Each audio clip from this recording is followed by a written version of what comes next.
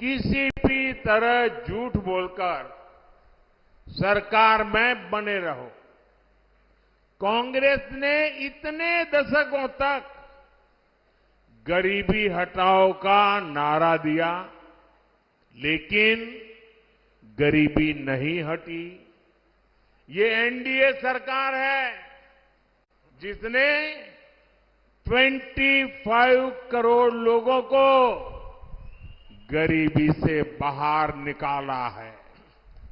நண்பர்களே, இந்த திமுக காங்கிரஸ் ஆகிய இந்த வம்சாவளி பரம்பரை கட்சி எல்லாம் இருக்கு பாருங்க, இவங்களுக்கு ஒரே ஒரு குறிக்கோள் தான் இருக்கு. எப்படியாவது பொய் சொல்லி மக்களை ஏமாத்தி தொடர்ந்து நம்ம ஆட்சியில இருக்கணும்ங்கிறது மட்டும்தான் அவங்களோட ஒரே குறிக்கோள். இப்படி பல தலைமுறைகளாக ஆட்சியில இருந்த இவங்க அடிக்கடி சொல்றது என்ன தெரியுங்களா? வறுமையை ஒழிப்போம், வறுமையை ஒழிப்போம்னு சொல்லுவாங்க. ஆனா அவங்க இத்தனை காலம் ஆட்சி செய்தும் நாட்டிலிருந்து வறுமை நீங்கவில்லை. ஆனால் நமது தேசிய ஜனநாயக கூட்டணி அரசு ஆட்சிக்கு வந்த உடனேயே செய்த வேலை 25 கோடி மக்களை வறுமையிலிருந்து மீட்டிருக்கிறோம். कांग्रेस डीएमके के इंडी अलायंस ने दशकों तक एससी, एसटी, ओबीसी समाज के करोड़ों लोगों को मकान, बिजली, पानी के लिए तरसा कर रखा, क्योंकि इनकी सोच थी कि सबको मकान, बिजली नहीं मिल सकता। लेकिन बीजेपी सरकार ने करोड़ों गरीबों को पीएम आवास दिया, हर गांव तक बिजली पहुंचाई, 80 करोड़ जरूरतमंदों को मुफ्त राशन दिया और इनमें अधिकांश एससी, एसटी, ओबीसी समाज के लोग हैं।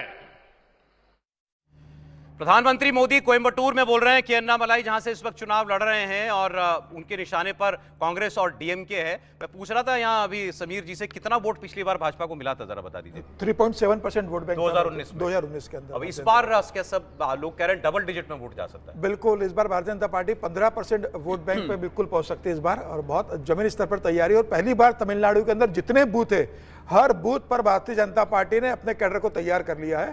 और जो भी प्रदेश अध्यक्ष अन्नामलाई, इन्होंने 6 महीने पूरे तमिलनाडु की यात्रा की थी। एन मन एन मक्कल, मेरे लोग मेरे भूमि, और 39 जो लोकसभा सीटें पूरी उन्होंने कवर की उसके अंदर।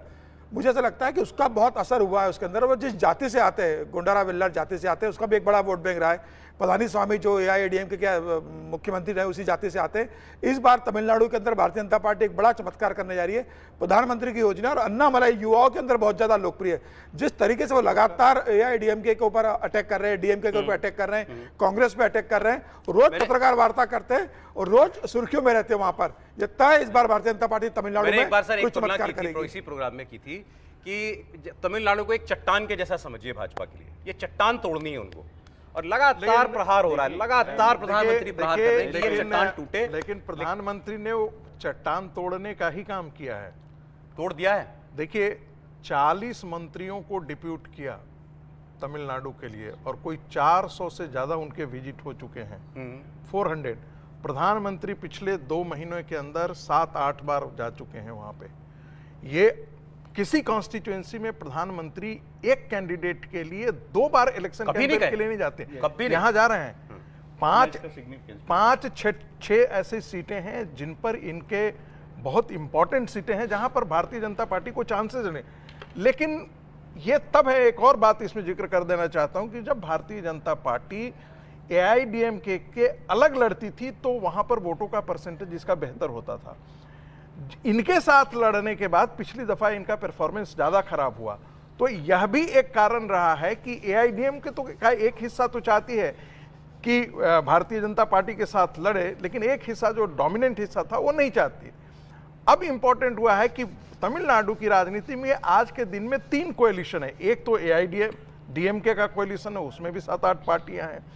जो एआईडीएमके है उसमें भी 5 पार्टियां हैं, और भारतीय जनता पार्टी ने वही प्रयोग किया है जो 2014 के चुनाव में भारतीय जनता पार्टी ने उत्तर प्रदेश में प्रयोग किया था। छोटे-छोटे दलों के साथ। छोटे-छोटे दल और दल जुड़े थे, साथ में। उसका सोशल कोएलिशन बनाया था, वो इंपॉर्टेंट था। 9 दल को भारतीय जनता आपको लग रहा है पार्टी ने, तमिलनाडु की मुझे लगता है कि दिल में पहुंच गए। तमिलनाडु में भारतीय जनता पार्टी को चौंकाने वाला परिणाम आप वहां से आप देख सकते हैं। आप कह सकते हैं हिंदुस्तान में जो बीजेपी के लिए जो सबसे टफ रीजन रहा होगा वो तमिलनाडु था।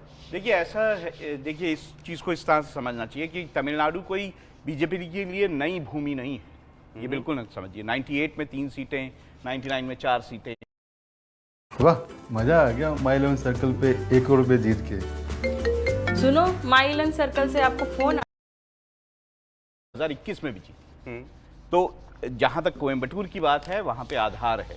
दूसरी बात देखिए, आप इसको इस तरह से समझिए कि बीजेपी को ज्यादातर सीटें साउथ में कर्नाटक से आती हैं, और ये तब कब से शुरू हुआ जब से वहां पर येदुरप्पा ने कमान संभाली। येदुरप्पा ने किस तरह से लिंगायत वोट को बीजेपी की तरफ मोड़ा, ये अपने आप में एग्जाम्पल है, और ये दिखाता है कि जब तक आपके पास क्षेत्र का एक बड़ा नेता जो है वो कहीं नहीं होता है, आप वहां पे आधार नहीं बना। अन्नामलाई के अन्नामलाई पहली बार मिल गए उनको मिले हैं, जो कि वहां पर बीजेपी का जो टर्न अराउंड है वो कर सकते। वो आप पैन तमिलनाडु पॉपुलर लीडर मानते हैं उनको? मैं बिल्कुल मानता हूँ, कन्नामलाई को बिल्कुल मानता हूँ। अच्छा ठीक है। हर्षवर्धन जी, तमिलनाडु में प्रधानमंत्री का इतना जोर और 400 लाने के लिए तो ये जरूरी है कि तमिलनाडु में कुछ हो। देखिए, मुझे लगता है कि एक बात की सबसे पहले प्रशंसा करके ये बात करनी चाहिए कि प्रधानमंत्री देश को जोड़ने का काम कर रहे हैं। सही। मैं इस बात को, ये वाली चर्चा तो मैं बाद में हमेशा करता हूं कि कोई नेता है, कोई राजनीतिक दल है, तो वो निश्चित तौर पर ये कोशिश तो करेगा ही ना भाई, जहां उसकी पार्टी की स्थिति नहीं ठीक है, जहां वो एक सीट जीतना मुश्किल होता है। बमुश्किल कन्याकुमारी एक बार राधाकृष्णन जी जीते थे, फिर हार गए,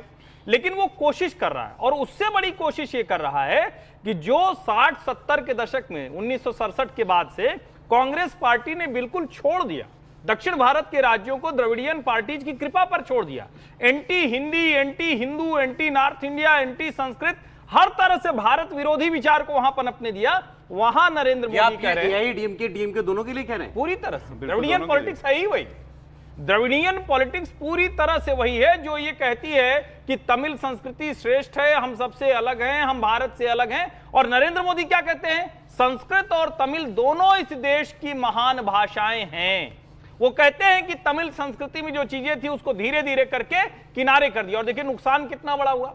हम तो जब जाते हैं तो कोई हिंदू जाएगा तो क्या करेगा भैया, गंगा नहाएगा, गंगा सागर जाएगा। अब हम गंगा कह रहे हैं तो चाहे काशी कह लीजिए, प्रयाग कह लीजिए, हरिद्वार कह लीजिए, और जब गंगा सागर कह रहे हैं तो पश्चिम बंगाल जाएगा, लेकिन रामेश्वरम जरूर जाएगा, वो भगवान वेंकटेश का दर्शन करने जरूर जाएगा, वो मीनाक्षी टेम्पल जरूर जाएगा। अब इस देश को कैसे बांट दिया? नहीं नहीं, ये तो ब्राह्मणिकल वाला है, ये उत्तर भारत वाला है। नरेंद्र मोदी वो प्रयास कर रहे हैं जिसको आप तमिल काशी संगमम के तौर पर देखते हैं, सौराष्ट्र तमिल संगमम के तौर पर देखते हैं, और वो जाकर बार बार कह रहे हैं कि ये एक देश एक संस्कृति है, हम आपके पास आ रहे हैं। अब उसका राजनीतिक लाभ कितना होगा ये कोई नहीं बता सकता, लेकिन एक चीज देखिए, एआईडीएमके लगभग पूरी तरह समाप्त हो रही है।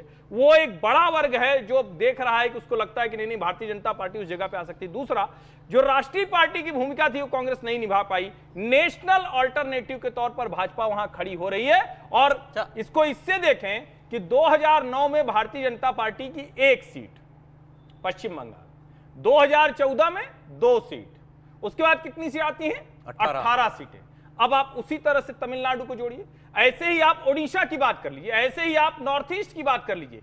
त्रिपुरा में तो आप कहीं थे ही नहीं, आप हरियाणा में कोई आपको पूछता नहीं था। अच्छा। तो कुल मिलाकर नरेंद्र मोदी उन जगहों पर जाकर बात कर रहे हैं कि आप अगर नेशनल अल्टरनेटिव की बात करते हैं, और वो कहीं नहीं कहते। अब तो डर उनको ये लगने लगा है ना कि कहीं दूसरी मतलब एक जो कोशिश राहुल गांधी करते थे कि दक्षिण उत्तर का भेद करें, तो अब उन लोगों को यह भी डर लगता है कि नरेंद्र मोदी जिस तरह से आके यहाँ वेस्टी पहन के जिस तरह से इंटरव्यू देते हैं, पहला इंटरव्यू भी उन्होंने एक दक्षिण भारतीय। मेरा आपसे सवाल ये है, व्यूअर्स भी शायद जानना चाहते होंगे कि भारतीय जनता पार्टी तमिलनाडु में एक फोर्स क्यों नहीं बन पाई? इन्होंने पहले प्रयास नहीं किए इसीलिए, क्योंकि अगर नेशनल सेंटिमेंट आप कह रहे हैं जो कि वहां नहीं चल, वहां उसको जोड़ने की कोशिश है, तो कांग्रेस तो थी ना वहां शुरुआत से, कांग्रेस तो थी, कांग्रेस की कॉस्ट पर द्रविडियन पॉलिटिक्स चली। देखिए, कांग्रेस ने हर राज्य में ये एक बड़ी गलती की और उसका खामियाजा उसको भुगतना पड़ा। बीजेपी का विचार क्यों वहां पर स्वीकार्य नहीं था अब तक? मैं बड़ा लीडर ही नहीं था। रीजनल आप बताइए कौन-कौन सेंटिमेंट से को कांग्रेस ने अलग तरीके से पलने बढ़ने दिया।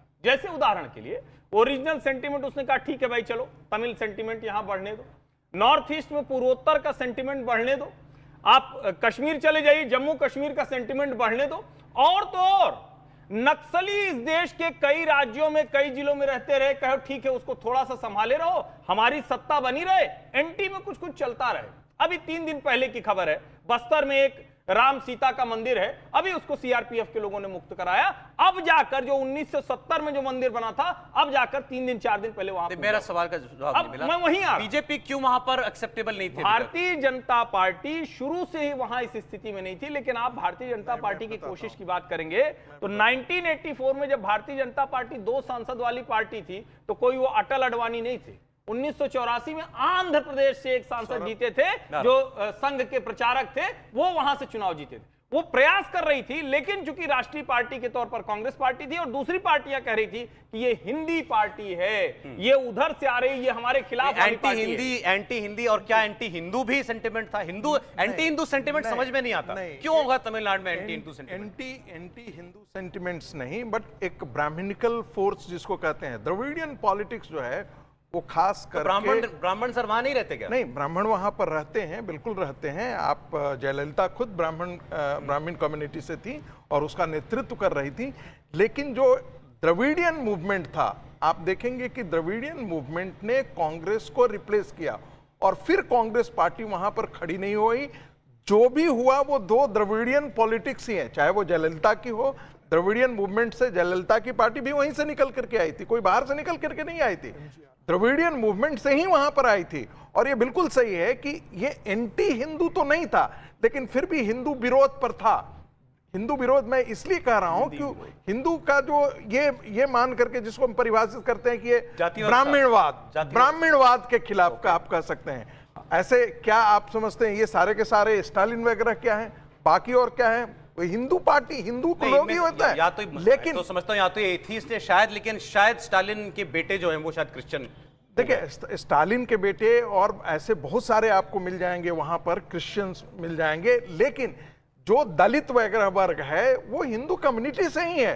लेकिन वो अपने आप को ब्राह्मणिकल मनुवाद से इसको जोड़ करके रखा गया। और जो आपने शुरू में कहा है ना, ये तो आर्यन इन्वेजन थियरी से इन लोगों ने शुरू किया था, ये अंग्रेजों ने शुरू किया था, द्रविडियन मूवमेंट ने वहां से उठाया और उसके खिलाफ जो है वो अंग्रेजी उनको स्वीकार हो गया था उस समय। 1938 की मैं बात कर रहा हूं, 1938 से पूरा का पूरा ये मूवमेंट शुरू हुआ। ठीक है, बाद में जाकर के ये इतना ज्यादा एंटी जिसे भारतीय आप कह सकते हैं, एंटी हिंदी कह सकते हैं, एंटी उत्तर भारतीय। कहा कि बीजेपी का प्रयास केवल राजनीति को छोड़ दें, अगर एक नेशनल पार्टी का तमिलनाडु में एक फोर्स बन जाना नेशनल इंटीग्रेशन के लिए और मजबूत करने के लिए बेहतर है। मुझे लगता है कि ये बहुत इंपॉर्टेंट है, बहुत इंपॉर्टेंट है।